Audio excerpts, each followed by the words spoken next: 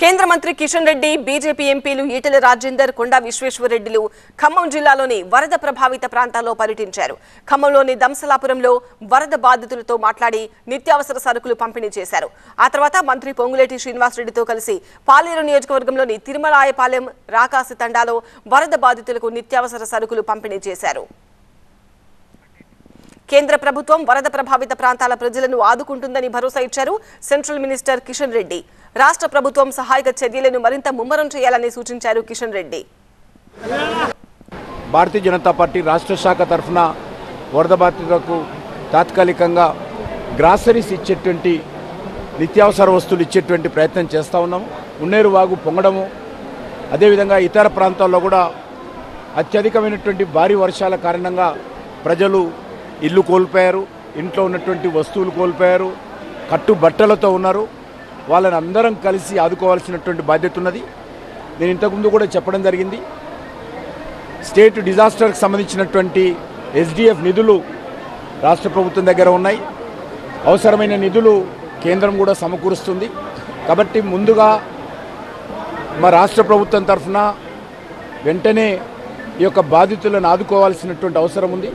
ఇప్పటికే వాళ్ళు రాష్ట్ర ప్రభుత్వ అధికారులు వివరాలు సేకరించారు.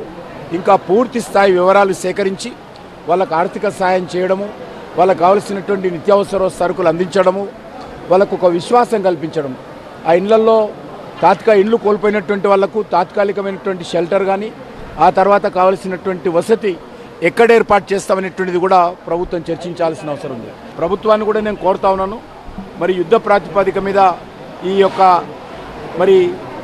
రిలీఫ్ యాక్టివిటీ, వరద బాధిత సహాయ కార్యక్రమాలు వెంటనే చేపట్టాల్సినటువంటి అవసరం ఉంది. భారీ వర్షాలు, వరదలతో అతలాకుతలమైన ఈ విపత్తును కేంద్రం జాతీయ విపత్తుగా ప్రకటించాలని కోరారు మంత్రి పొంగులేటి శ్రీనివాసరెడ్డి. ఈ రాష్ట్ర ప్రభుత్వానికి ఏ రకమైన బేసిజాలు లేవు. ఎన్నికల వరకే రాజకీయ పార్టీలు, ఎన్నికలు అయిన తర్వాత ప్రజల పక్షాన మంచి చేయటం కోసమే ఇక్కడున్న ప్రభుత్వం కానీ కేంద్ర ప్రభుత్వాన్ని సహాయాన్ని అడిగే దాంట్లో ధనిక రాష్ట్రమని గొప్పలు చెప్పుకోకుండా ఉన్న యథార్థాన్ని ఏందో కేంద్ర ప్రభుత్వానికి విన్నవిస్తే మంచి జరుగుతుందన్నదే ఈ రాష్ట్ర ప్రభుత్వం యొక్క ఆలోచన.